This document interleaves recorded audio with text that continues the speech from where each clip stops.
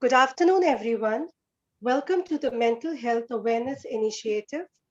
Today we have Dr. Walid Sarhan from Amman, Jordan. He is a practicing psychiatrist and has extensively worked with issues like depression, anxiety, bipolar, suicidal tendencies, etc. Welcome to the show, Doctor. Thank And you. would like Thank you, and hi, everybody. if you could just share as to what you have been doing and what issues are you facing more right now due to this pandemic? Well, I have been practice. I am senior consultant psychiatrist. I am a fellow and member of the Royal College of Psychiatrists in UK and international distinguished fellow of the American Association of Psychiatrists. And also, I am an honorary member of the World Psychiatric Association, and I am the chief editor of the Arab Journal of Psychiatry. I have been practicing since 1985 and in Jordan and the region all over the Middle East.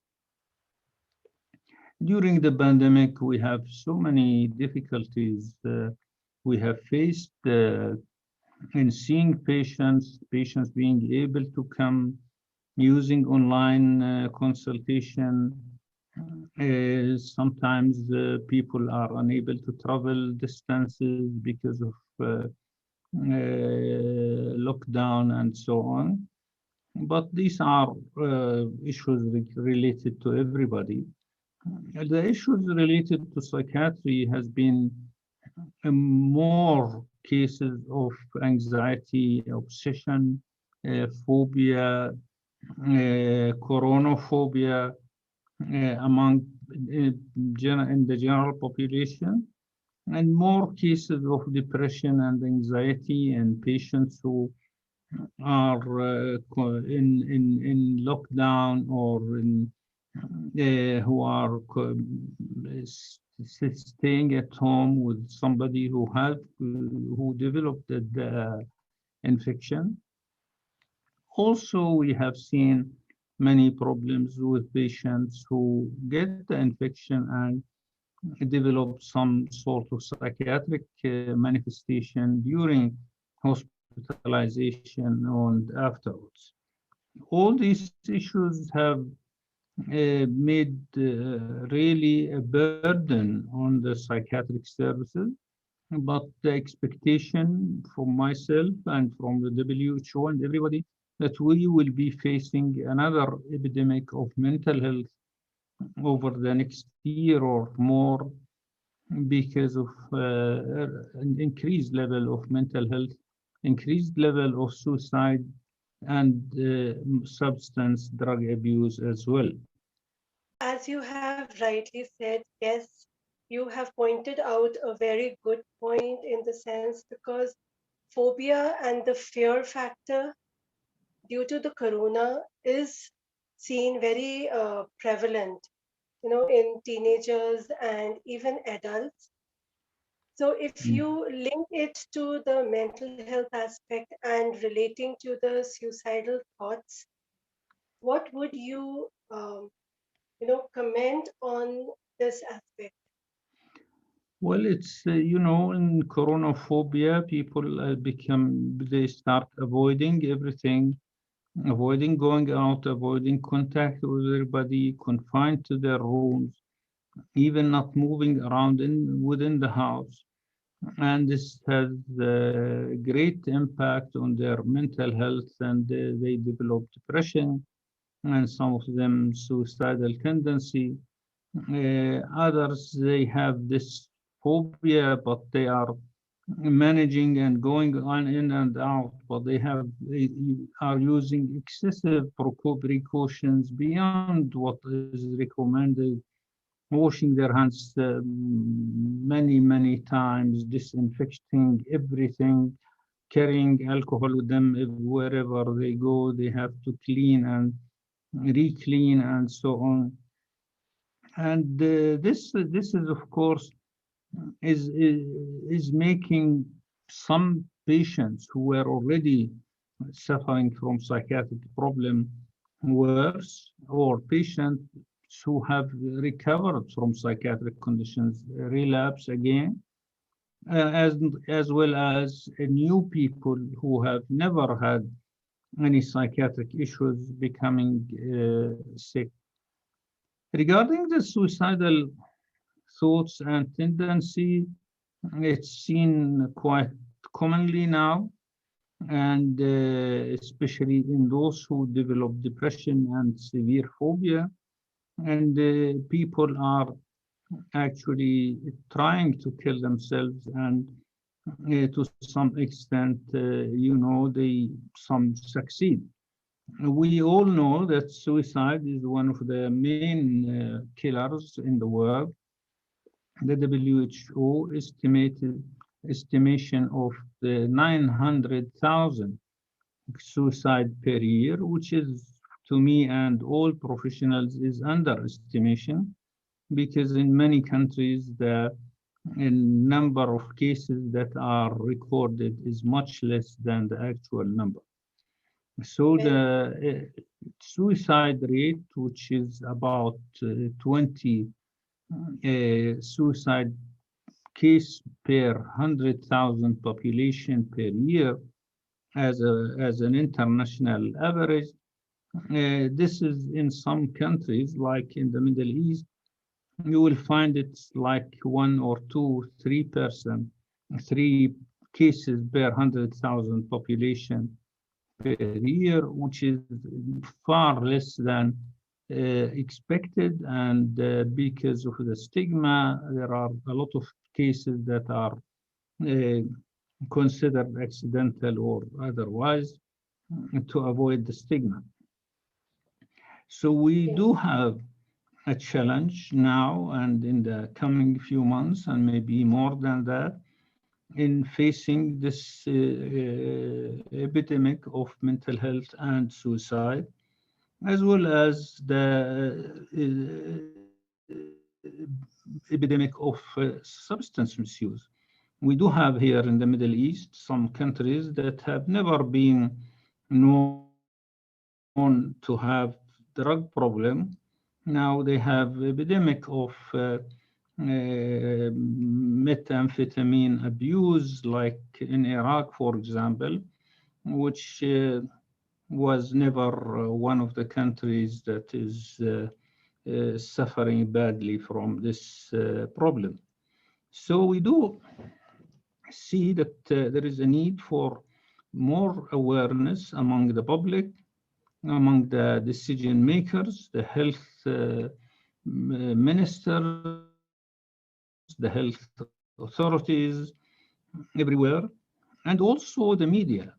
Unfortunately, the media is focusing on number of cases, number of tests, number of deaths, and they never care about all the millions who are watching, and the children who are scared of these figures and numbers, and the repeated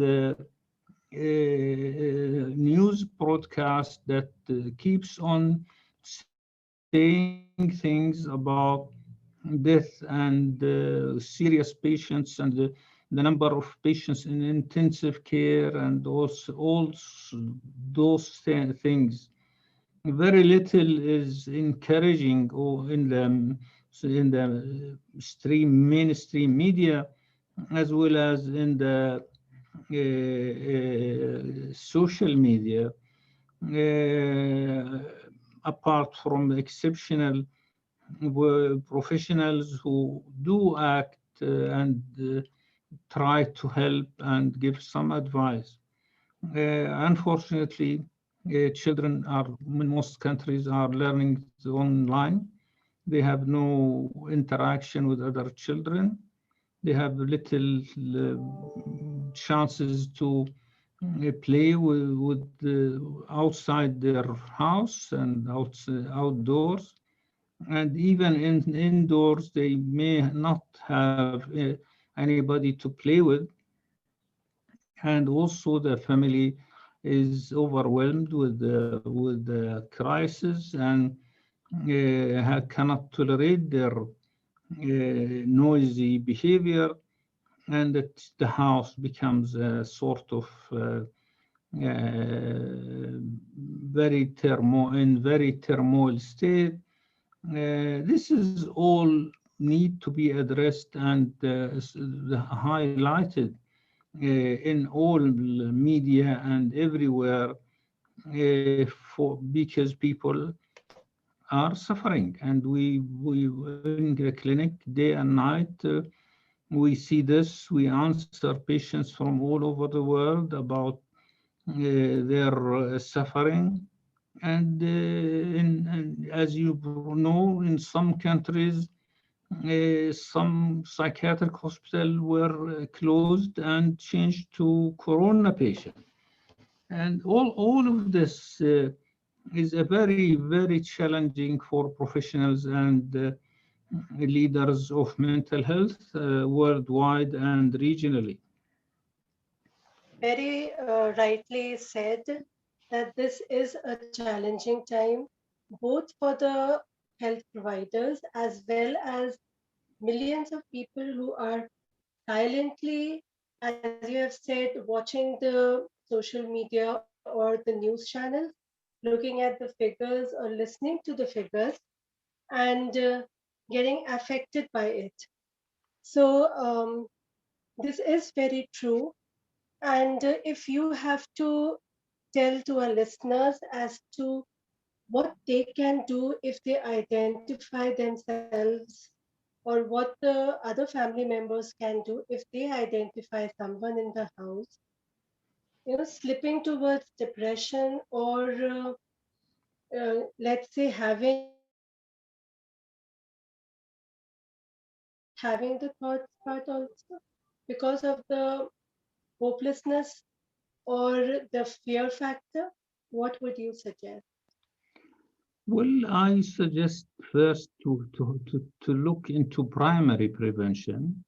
That means trying to prevent people from becoming sick in the first place.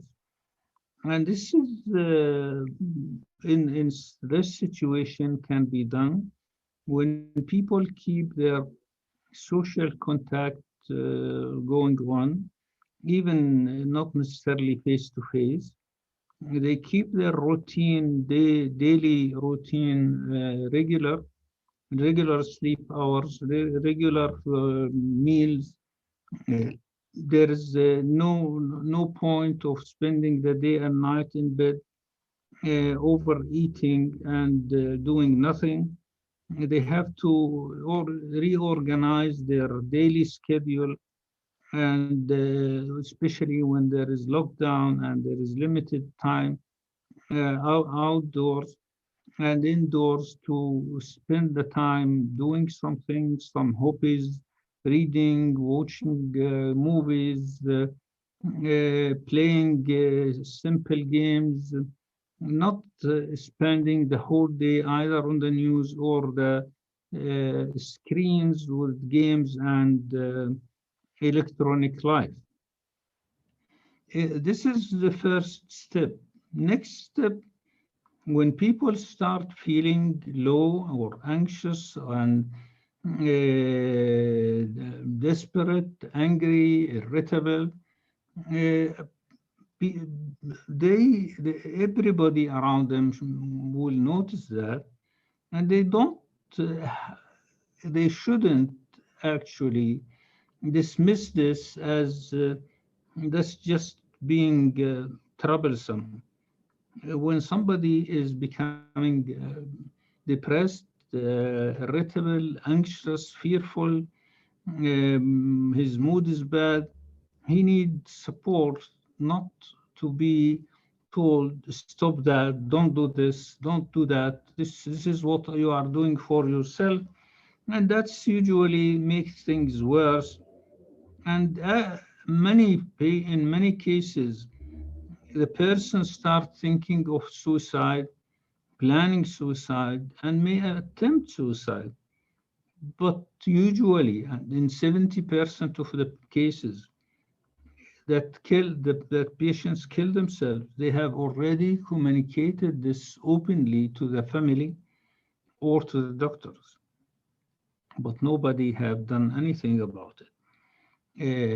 So when somebody mentions suicide or I'm better off dead or any word of that sort, uh, the family and the friends and the group around them should take it seriously, stand next behind with him, support him, be with him all the time, try to see what's going on.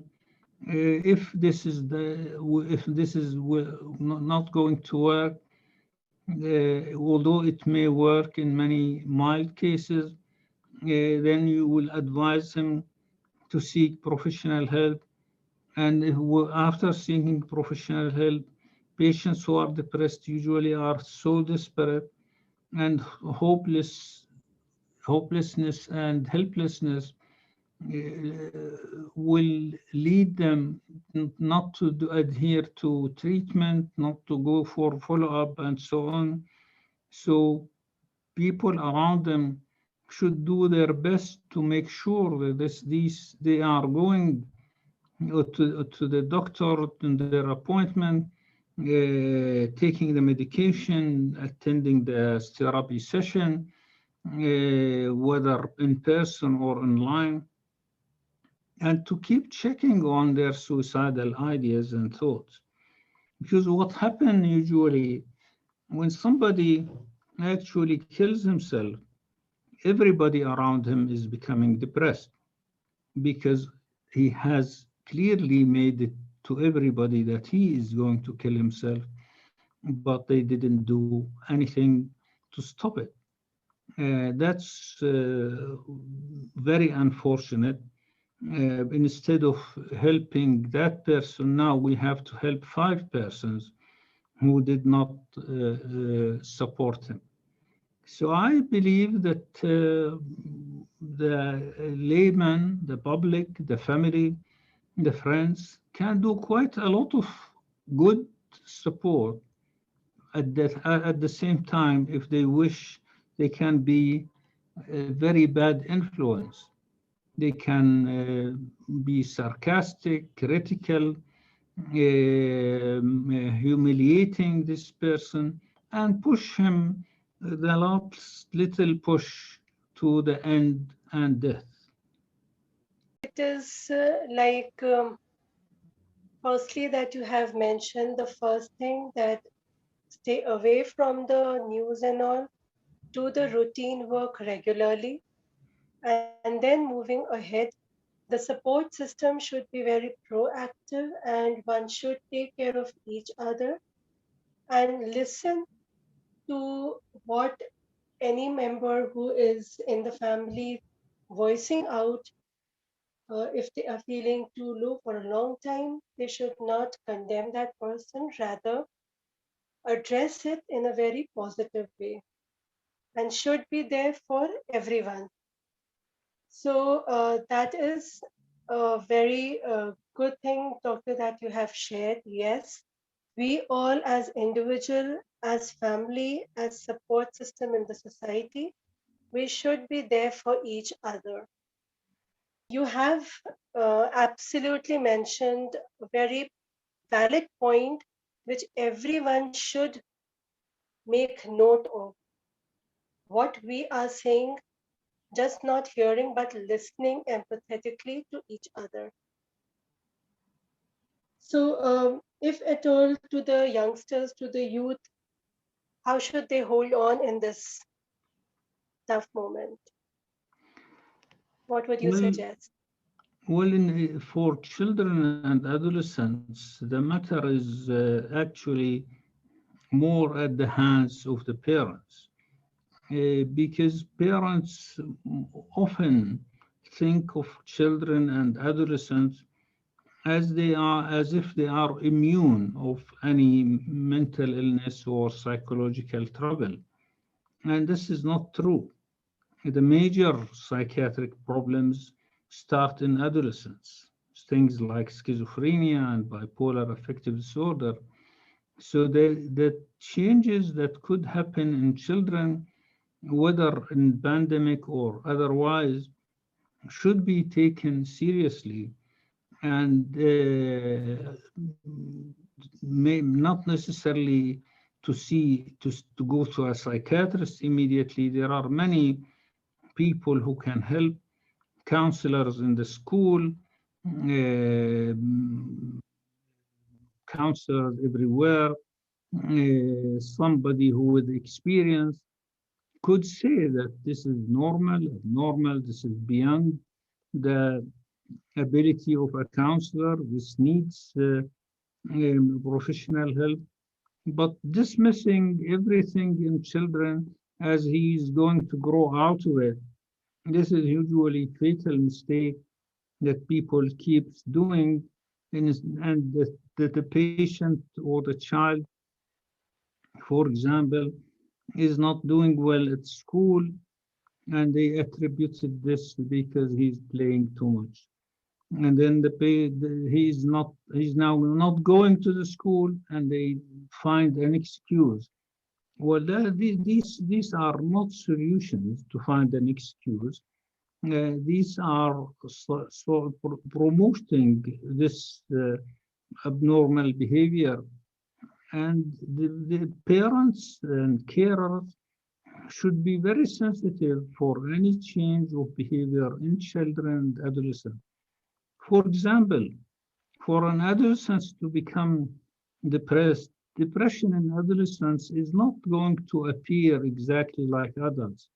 They are not just sitting sad and they don't like to do anything and they don't enjoy anything. They are more or less irritable and going on down in their academic performance, and sometimes even is not going to the school. And this may not appear to be depression. It looks like as if he's just becoming lazy, or he's Active. into a love story or something like that. But actually, this is how depression presents in such a group. So the sensitivity to child and adolescent, a change in emotional or behavioral pattern should be very well observed and looked after. And if when somebody reach a professional, at least he can know whether this is something serious and needs help, or it is he can manage himself. Many things, that like children in between 3 and 5, every day they are scared of something. But we know that these are not phobias, they are transient fears that just go away if we manage this properly. If we don't push the child to avoid the situation, and just on the other hand, push the child to face the situation and reinforce this. And this is, for example, something transient, doesn't need the help, just need awareness of the family. Things like a childhood rebellions, and sometimes adolescent rebellion, and the adolescents who starts he doesn't want to study, he wants to go with friends, he spends the time on the phone, she wants to talk to the boys, the society may not allow that, and things like this also could be transient, and if handled properly and gently, sensitively, it can be over within weeks.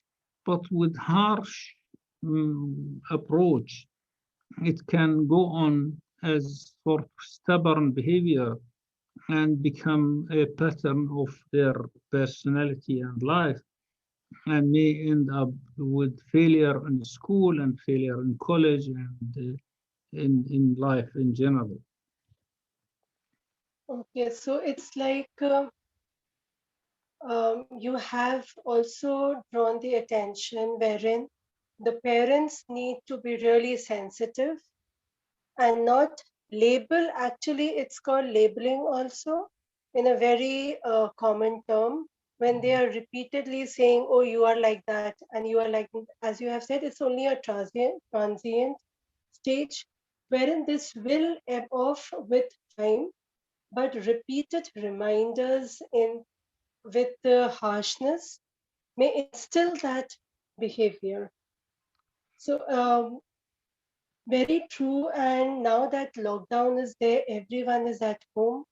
So the went out is also not there for the youngsters or adolescents or children, and even for parents. So, for right now, if two, three tips you would like to say before we wind off as to yes, we need to be empathetic, we need to be sensitive, good listeners.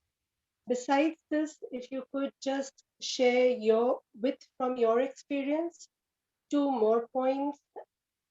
Well, it's the point I would always continue to raise, that parents get married and plan everything, plan their wedding, plan their home and all the details and the honeymoon, and but they never prepare themselves to how to bring up children. When you buy a mobile or a new TV, you look into the catalog and you want to know all the details. People get 4 or 5 children with no catalog and no direction of how to bring up these children, and where is the normal and where is the abnormal. I strongly advise parents to take care of this point.